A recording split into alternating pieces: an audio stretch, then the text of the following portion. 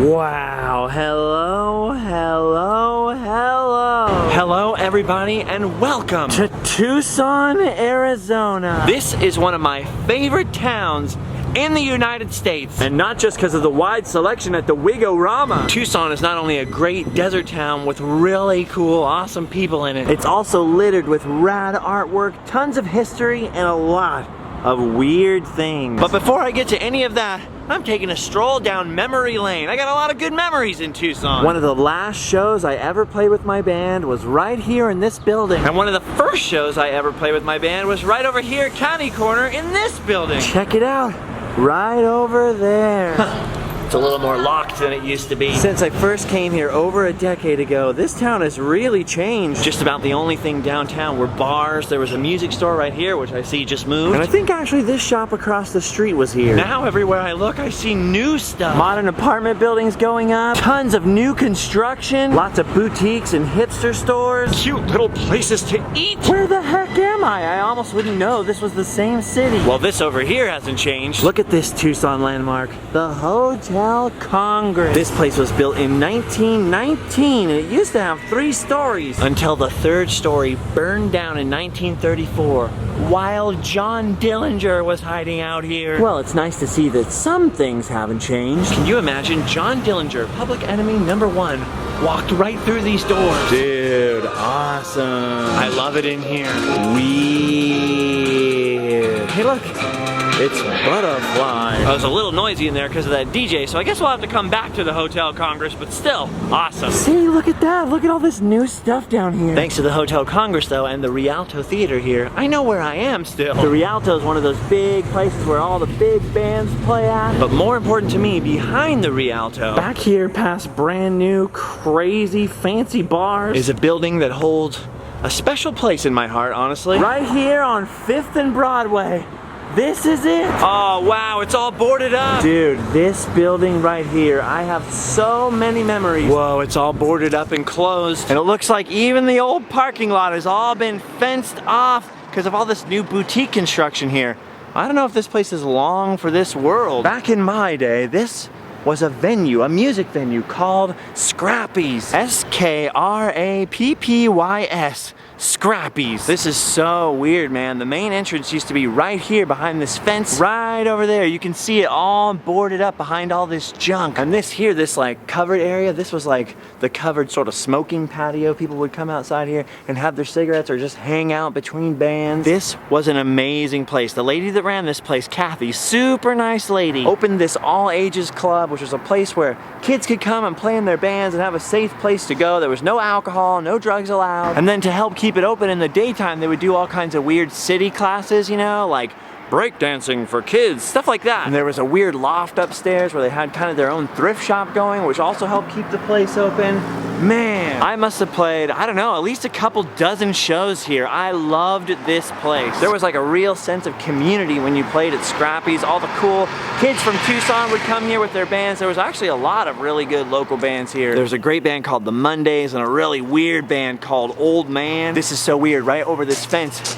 This used to be the door to the backstage area, to the green room. I used to park my old tour van right about there, and this was it. This is how you went backstage. I don't know if there's still a Scrappy's in Tucson. I heard they relocated it once the city kicked them out of this building, and so they moved shops, but I don't think it was ever the same after that. So cool, honestly, a really cool place for the kids to go. They probably wouldn't have been able to play in any of the bars in town or anything like that. Certainly wouldn't have been able to play at the huge Rialto Theater, so this place gave all those kids a home. And even though it was hundreds and hundreds of miles away from where I lived, I used to drive here just to play at Scrappy's. It was like my home away from home. I'm getting kind of emotional thinking about it, honestly. Scrappy's, man, rest in peace.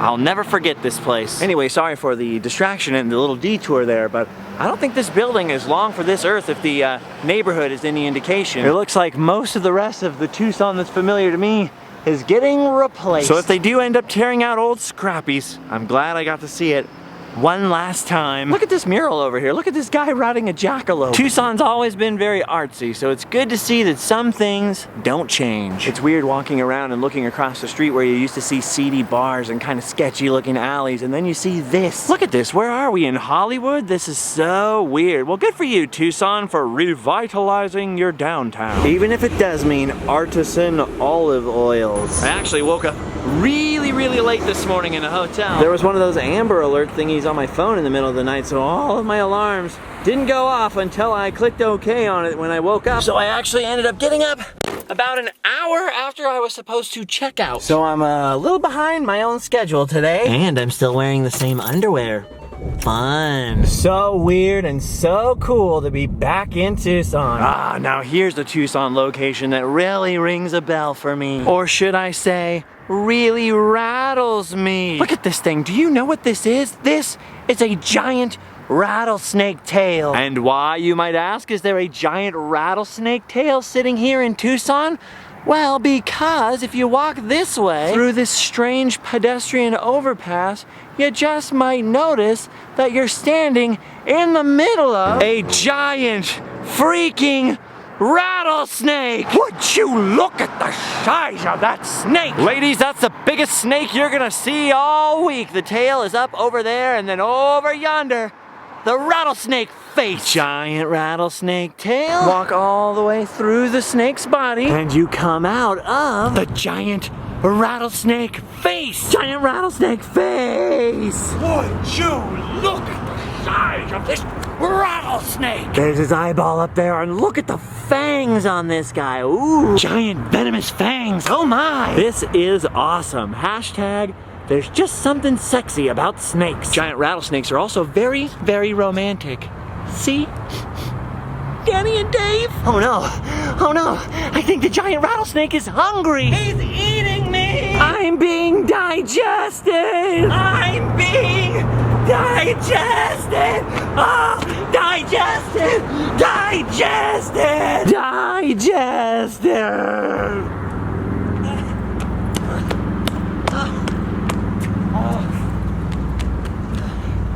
I made it. Wow. I think I've just been pooped by a rattlesnake. Man, running back and forth over that overpass is really tiring. Guess you could say I'm really pooped. Okay, next I'm trying to get somewhere that I've never been but always wanted to go. And I'm not 100% sure they're gonna let me take the camera inside. So let's cross our fingers on this one, shall we? Because I'm hoping we can check this place out. Okay, here it is. The Mini Time Machine Museum of Miniatures. I've always wanted to go to this place. Man, look at this. I really thought this place would be, smaller. Wow, look at this. There's this giant door over here. Makes you feel like you're getting smaller and smaller and smaller and smaller. Oh, look. There's a miniature entrance or a giant entrance. Oh, there's the normal door. Here goes nothing. Whoa, so far, so good. They just said no flash. Oh my gosh. Here we go. I already love this. Look at all of this stuff. What's this? What's happening? Look at this guy. Mr. Toad? Miniature things are happening. Whoa. This section is dedicated more to the fantasy side of miniatures. So they got a lot of toys and standard Christmas villages on display. But they have a lot more pieces than my mom's Christmas village. Look at all of that. Whoa, creepy tree of Cupid dolls. Scary. My mom loved these things. Ugh, they make me suspicious. Whoa, look at this. It's a Halloween house. Man, some of this stuff is really elaborate. We'll go around the back here. Ooh. Halloween's over, so it looks like this witch is doing a little spring cleaning. Ooh, there's a lot going on in the back of this house. Dracula's getting ready to play poker. Catface Man's getting ready for Christmas. Witches are selling things. Baby witches are learning their A-B hocus pocuses. I don't know what the heck is going on in this room. There's a man taking a bath. And your standard frogs in the attic. Dude, it's really cool in here. A lot of this stuff is super elaborate. And it's also dead silent in here. It's making me uncomfortable. I want to explore all of this in detail, but I only have an hour till the place closes, so I gotta keep moving. Whoa, look at this. Look at the detail in there. Check out all this stuff. Look at the little forks and knives. I mean, those are smaller than my pinky nail. Tiny. A lot of these are really elaborate and they're made perfectly to scale. Look at this one. It's Gone with the Wind. That no good Red Butler. Okay, moving on. Look at this huge miniature house built in 1880. I guess this was an exact copy of the guy who built this house. Look at that.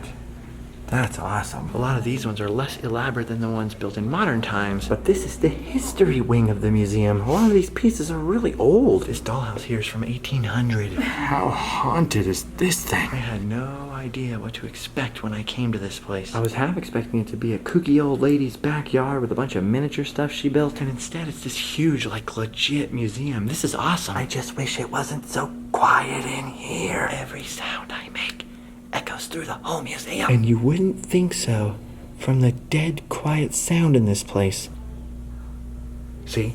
But there's actually a lot of people here. So I want to talk about this 200-year-old German grocery store miniature. But it's so quiet, I'm uncomfortable. Oh yeah, look at the miniature bratwurst. It's good, yeah? Yeah. What's that little newspaper say? Die Puppenkusch. I don't know what Die Puppenkusch means, but it sounds really fun to yell at people when you're mad. See, look at that. These started with really elaborate, custom-made doll houses way back in the day. A lot of these were actually made for kids, but some of them were made just for the fun of it. I'm assuming the kids that had something like this were very wealthy. That's quite a dollhouse right there. 3 stories, got a little Mr. Dapper upstairs. 1830. Weird, kids were playing with this before Mark Twain was born. Some of these old miniatures were actually animated. Look at all these little figures on here. They all used to move. This was the 1885 equivalent of animatronics, and look how it worked. Whoa. Even Bob Gurr would be impressed by that. That's amazing. That seems like some steampunkery to me. Lots of these are very historic. Look at this. This is a copy of an Irish house in which Thomas Andrews, the designer of the Titanic, was born. So that dude probably grew up playing with this dollhouse of his house. And maybe that's what inspired him, because he was so frustrated with the miniature, he wanted to build the hugest ship ever. Who knows? Oh, that's better.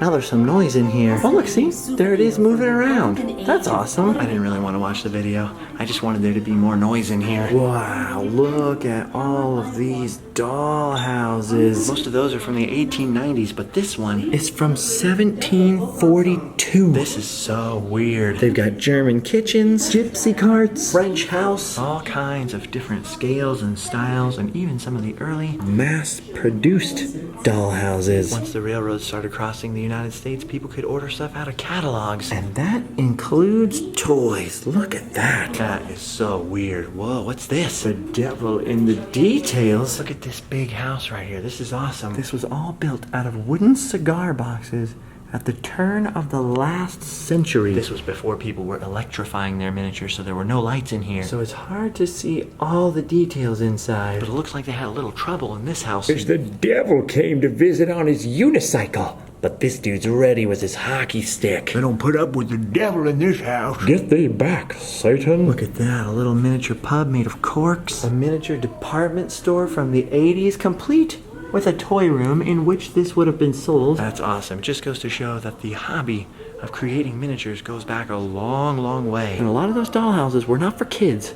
They were for adults who just liked miniature things. Okay, now time for some of the more elaborate, more modern miniatures. Look at this perfect miniature French dress shop. This tiny sewing shop and a tiny sewing machine. That thing is smaller than my hand. But you know what's even smaller? This miniature in a walnut. They got a whole miniature toy shelf with miniature teddy bears and a walnut. Whoa, gypsy caravan, French keep, and look at this English pub. This is a pretty big miniature right here. This is based on a real place. It looks so realistic. Look at downstairs. Look at the detail in that pub full of people. One-eyed Willie? Whoa, this must be before he lost his treasure. That's crazy. There's the main bar room. Then over here you got the kitchen. Here's the room to check into the inn rooms. Everyone's checking into the hotel there. Ooh, and here's an awkward one. Here we have a Valentine's Day lover that came a little early. Look at that. There's even a little chimney sweep. Chimney. The constable's responsible. Ooh, and the most historically accurate part of all, the kid with a pet pig. Ooh, here we have a scene from Venice, Italy, complete with miniature gondola. Now, speaking of Mary Poppins, there's this lady feeding the birds, tuppence a bag. Another massive French chateau. Look at that. Super ultra realistic, everything handcrafted and super tiny, all built to scale. I mean, that is amazing. I think usually most of these miniatures are 1 inch to 1 foot. So everything in real life that would be a foot is an inch in the model. A foot, you know. I can't get over how realistic this is. I mean, when you stare into these miniatures, it's like you're actually staring into another world. And then all of a sudden, here come the fairies. I like that. That made me laugh. That one looks like a gelfling. Dude, I cannot get over some of these dioramas. There are a lot of them, and they are very, very elaborate. Is that a chimp? This chimp has his own living room. I don't even have that. And he's smoking. Naughty chimp. Whoa, this place is a lot bigger than I thought it was at first. They're closing any second. Look at this. It's the Gamble House. This is Doc Brown's house from Back to the Future. Sick. Somebody built this in 1989, which means Back to the Future was already out. Which means I think somebody really wanted a Back to the Future playset. I've never actually been inside of the Gamble House. It's kind of expensive for the tours. Just trying to find the bathroom where Doc Brown slipped and hit his head on the porcelain and came up with the idea for the flux capacitor. Great Scott. Ooh, look at this. Oriental floating garden. A dragon pavilion from China. Dude, this is amazing. More, even bigger, even crazier mansions. Oh, I love this one. An airplane cafe. Featuring real chili. And a special prepared hamburger. That is awesome. You know the Tiki Room at Disneyland? I think we solved one of the Tiki Room's mysteries. If you were wondering what happened to Rosita, she opened her own cantina. Turns out Rosita's doing pretty well for herself. This stuff is amazing. I want to transport all of this stuff back to 1989, and then I want to play with all of it with my Ninja Turtle action figures. Look, here's a miniature inside of an egg. There's a creepy dead-looking child asleep in an egg. Ooh, happy Easter, everybody. Walt Disney would have loved this place. Walt Disney loved to build miniatures. As a matter of fact, Walt Disney built a bunch of miniatures like this that you could peek into and then put them on display and called his show Disneylandia. So later on, when they needed a name for his miniature kingdom, they borrowed from that. And that is where the name Disneyland comes from. This person here built a huge miniature house, complete with an attic room that has miniatures in it. It's like this miniature lover built their dream house and included their miniature building studio. Also included the ghosts of their dead grandmothers. So #family. All right, they're closing this place, so it's time to go. I've enjoyed looking at all these miniatures with you guys. Hopefully we'll get a chance to come back and look at even more, like this butcher shop up here. Or wait a minute, is that a butcher shop or is this just a really weird guy's apartment? Like it said in the weird introductory video when I first walked in the museum, these miniatures are delightful. That was fun seeing miniature things. You know what's not miniature? Mikey and Lavinia! Mikey and Lavinia! Remember how I forgot to send Lavinia's mail? Well, I brought it! Special delivery! Yes. Look it. Now I'm a good friend again! Mikey, would you like to hold Julio? Sure. Does that make you happy? Sure. Give him back. It's my chicken. Lavinia drew the Sometimes Mob shirt. And Mikey helped with his love. That was so cool. You mean I get to check out rad miniature things and meet people from the Sometimes Mob? You gotta be kidding me. This day is awesome. Goodbye, not so mini time machine museum of miniatures. Now it's time for me to leave the city of Tucson and head down into the desert. Look at that, the sun's going down in the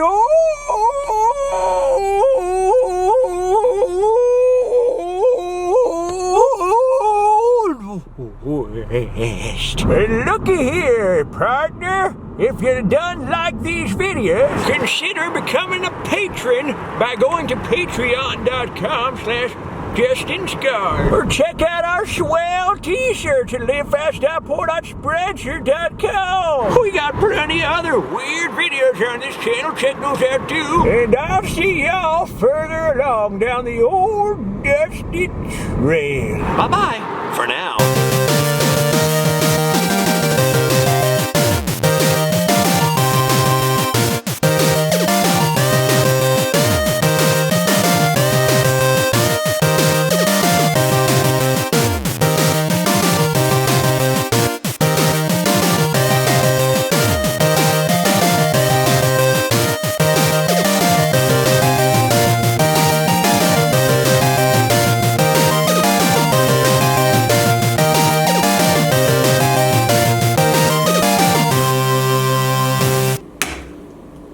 Hey Julio, you want some of this hard-boiled egg? What? It's cage-free.